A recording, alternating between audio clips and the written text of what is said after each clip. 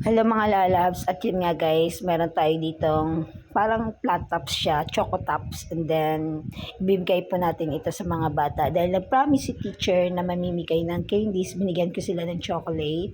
Nag-upgrade na po tayo ngayon, dati lollipop lang yung pinamigay natin, ngayon choco tops na. And then meron din ako dyan gummy. Actually yung pinamigay ko dyan is 3 pieces. Binigyan ko muna sila ng isang gummy and then isang choco tops, pero may sobra pa, binigyan ko din sila ng isa pang choco tops. So 3 pieces each. Ayan. So nag-request sila dyan guys na sana Teacher Jollibee, o diba sana all na lang Jollibee. Sabi ko pag yumaman na si teacher, mamimigay ako ng Jollibee, baka naman po may mag-sponsor, char. So sabi ko kung isa lang o tatlo sana yung ililibre ko, kaya lang 37 section po sila guys. Oh my gosh, o diba ang dami. So sana may mag-sponsor, baka naman, char. So ayan, tuwang-tuwa ako. Sarap sa feeling na kahit di man ganun kalaki yung binigay ko sa mga bata, sobrang na-appreciate nila. Alam mo naman yung mga bata, di ba? Candies lang, sobrang happy na nila, sobrang excited po nila dyan.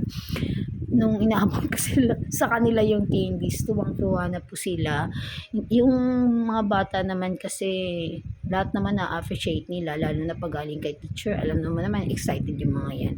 Kaya ayan guys, nagkagulo kami dyan. Ang ingay nila kasi nga, complete attendance po kami dyan. Kaya, oh my gosh, nakakapanghina. Pero ang saya kasi nga alam ko yung mga bata ay excited na mag-aral, matuto, at yun nga, exam namin today at natapos na din ang aming first periodical exam. Oh, Finally, yeah. nakaraos na sila. And then sabi ko nga, pag uwi nyo mamaya, pwede na kayong mag-cellphone.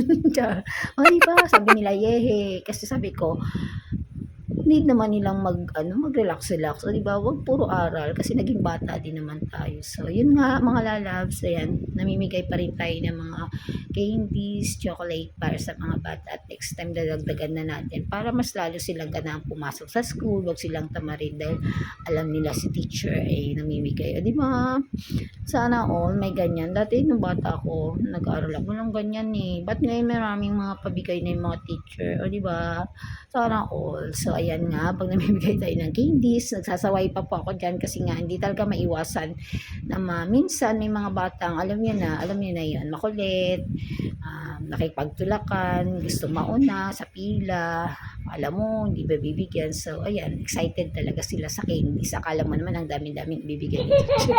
Char. So, yun lang mga lalabs. At yun nga po, follow na po kayo sa aking Facebook, and then follow nyo, subscribe na rin kayo sa aking YouTube channel. So, yun lang. Thank you. Thank you for watching. See you. Nagustuhan niyo yung chocolate?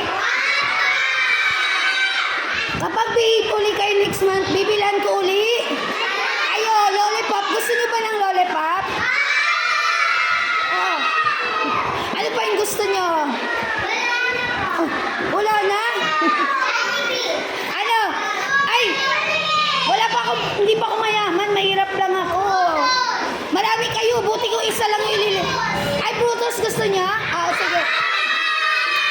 Ay, yung chewy choco masarap din. Gusto niyo yan? Sige. Sa susunod, tahimik mo na. Sa susunod, kapag behave kayo,